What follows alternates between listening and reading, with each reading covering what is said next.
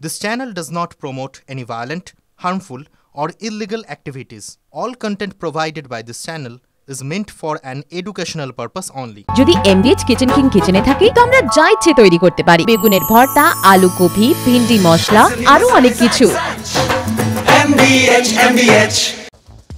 অন্যদিকে তোলাবাজি নিয়ে এর আগেও আমরা দেখেছি নানা রকম বাগবিদণ্ডা, মারামারি, গন্ডগোল। এবার তোলাবাজির ভিডিও সেইটা ভাইরাল হতে তৃণমূল কংগ্রেসের দুই নেতার মধ্যে রীতিমতো বচসা থেকে মারামারি। তোলাবাজির ভাগ নিয়ে ভাইরাল অডিও, সেই অডিও ঘিরে বিতর্কে দুই তৃণমূল নেতা। তোলাবাজির ক্ষীর কে খাবে সেই নিয়ে তাদের যত বিপত্তি, আর তাই নিয়ে শঙ্কর রাউতের হুমকি টিএমসি কর্মীকে। প্রমোটারের কাছে তোলার টাকা নিয়ে গন্ডগোল এই শঙ্কর এবং অপরজনের নাম রাহুল। ও অডিওর সত্যতা স্বীকার করে শঙ্কর দাবি করেছেন যে রাহুল তোলাবাজি করছেন। রাজনৈতিকভাবে জবাব তৃণমূল নেতাকে পাল্টা তৃণমূল নেতা রাহুল জানিয়েছেন।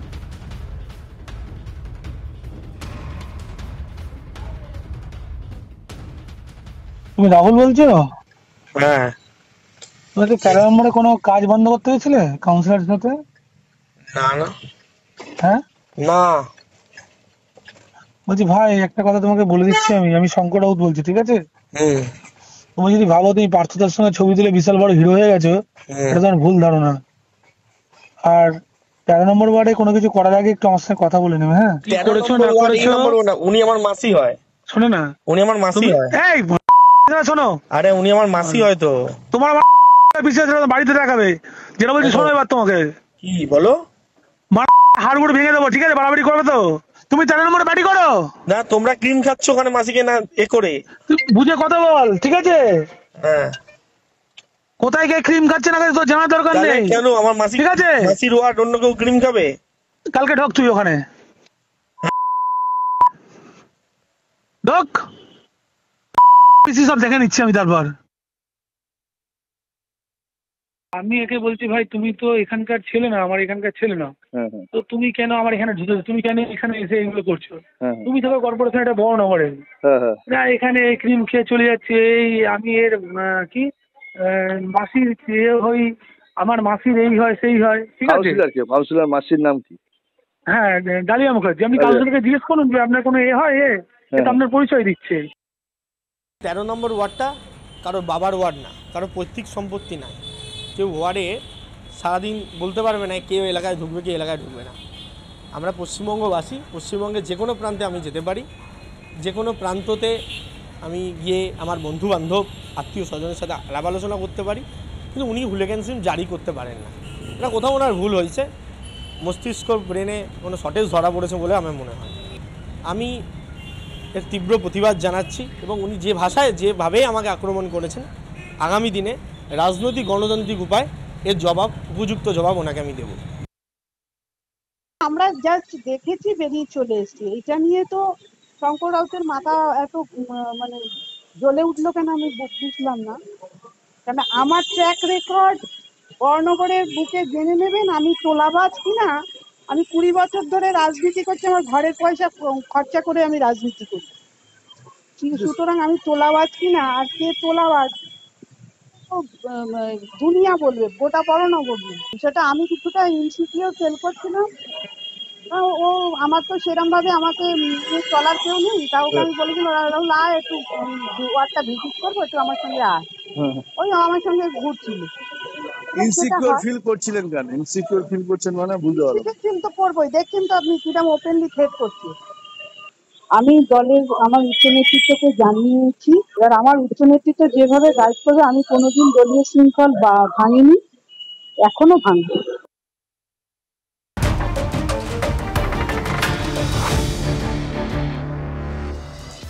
পুকুর ভরাটের প্রতিবাদ করায় প্রাক্তন কাউন্সিলরকে হেনস্থার অভিযোগ। মধ্যমগ্রাম পুরসভার 9 নম্বর ওয়ার্ডে একের পর এক পুকুর ভরাটের অভিযোগ শাসক ঘনিষ্ঠ প্রমোটারের বিরুদ্ধে। বর্তমান কাউন্সিলর সুমিতা ঘোষের বাড়ির কাছে অবাধে চলছে পুকুর ভরাট। প্রতিবাদ করায় প্রাক্তন কাউন্সিলর সনদ বিশ্বাসকে হেনস্থা হুমকির অভিযোগ কাউন্সিলর ঘনিষ্ঠ প্রমোটার সন্তোষ হালদার ও তার ছেলের বিরুদ্ধে। অভিযুক্ত প্রমোটার ও তার ছেলের বিরুদ্ধে মধ্যমগ্রাম থানায় অভিযোগ দায়ের। যদিও পুকুর ভরাটের সব অভিযোগ অস্বীকার মধ্যমগ্রাম পুরসভার প্রধান নিমাই ঘোষের।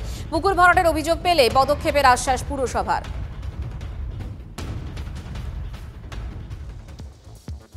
সিভিক আর তার কীর্তিমান সব কাজ।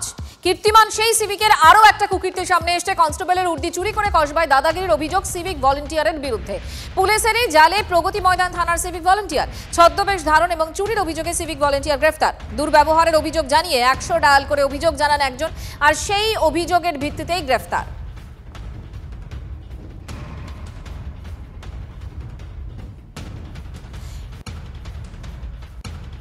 পরের খবর, বারবার বিতর্কে কেন এত বেপরোয়া সিভিক ভলেন্টিয়ার? আইন শৃঙ্খলা রক্ষার দায়িত্ব সিভিককে নয় জানায় পুলিশই।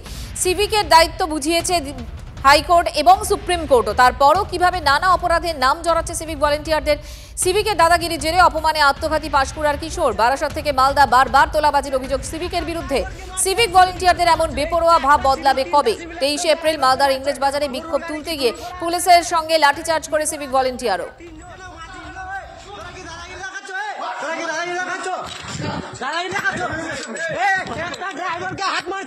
গত মার্চে মালদার ছবি দেখাচ্ছি আপনাদের, কিভাবে সিভিকের দাদাগিরি দেখা গিয়েছিল সেদিন।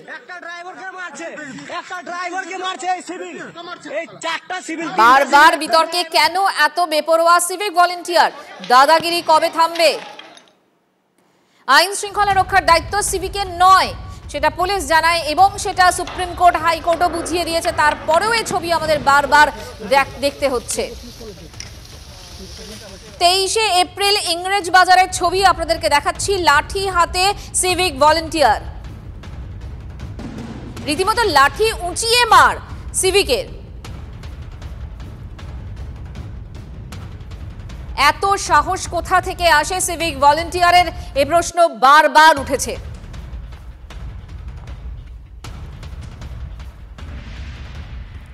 প্রাক্তন পুলিশ কর্তা অরিন্দম আচার্য কি বলছেন এই ছবি দেখার পর, শুনুন। প্রশাসন যে ইনস্ট্রাকশন দিচ্ছে, এই এক সংখ্যক পুলিশে কোনো পাত্তাই দিচ্ছে না। আপনি বলুন না, ও জানে কি করে? হাততালি দিয়ে হাত দিলেই আজকে পুলিশ বিয়ে করলে পয়সা দেয়। আজকে কেন তারা পয়সা দিচ্ছে? জানে যে পয়সা না দিলে গাড়ির ড্রাইভারদের নানাভাবে হ্যারাসমেন্ট করা হবে। এটা যে কত বড় অন্যায়, এটা যে ক্যালকাটা পুলিশের কত বড় আজকে মানে সাধারণ মানুষের মনে প্রশ্নটা জেগেছে, সত্যি খুব খারাপ লাগে। গিলের কাঁধে গুরুদায়িত্ব, ভারতের টেস্টে পঞ্চম কনিষ্ঠতম ক্যাপ্টেন হলেন শুভমান গিল। এই মুহূর্তে আরো বিস্তারিত জানবো, আমাদের সঙ্গে রয়েছেন রক্তিম ঘোষ, আমাদের প্রতিনিধি। রক্তিম, নতুন ভারত, এটা গৌতম গম্ভীরের কোচিং এর নতুন ভারত, এবং সেই ভারত 5 টেস্ট খেলতে যাচ্ছে, ইংল্যান্ড সফরে যাচ্ছে। এবার যে টেস্ট দল বাছা হয়েছে সেখানে শুভমান গিল ক্যাপ্টেন এবং নতুন ভাইস ক্যাপ্টেনও নতুন ঋষভ পন্ত এবং বেশ কয়েকজন ক্রিকেটার আছেন যারা প্রথমবার টেস্ট খেলতে নামবেন, যেমন সাই সুদর্শন, আর্শদীপ সিং এবং এর মতো ক্রিকেটার রয়েছেন যারা আইপিএল এ দুরন্ত পারফর্ম করার পর, অর্থাৎ টি20 ক্রিকেটে দুরন্ত পারফর্ম করার পর টেস্ট দলের সুযোগ পেয়েছে। তবে ইংল্যান্ডের মতো ওয়েদারে কিন্তু সামি না থাকাটা কিন্তু যথেষ্ট চাপের বলে মনে করছে ভারতীয় ক্রিকেট মহল। এবং তবে যে বোলিং লাইন আপ নিয়ে যাচ্ছে সেই দিয়ে কিন্তু ভারত আশাবাদী, এবং করুণ নায়ার যে ইনক্লুড হচ্ছে সেটা কিন্তু নতুন করে আশা জোগাচ্ছে। ধন্যবাদ রক্তিম। বাহ, এবার হয়েছে স্বাদ। হ্যাঁ, অপূর্ব স্বাদ। এমডিএচ এর চাঙ্কি চাট মশলা, জীবনে আসল স্বাদ জাগলো। আসল মশলা এমডিএচ।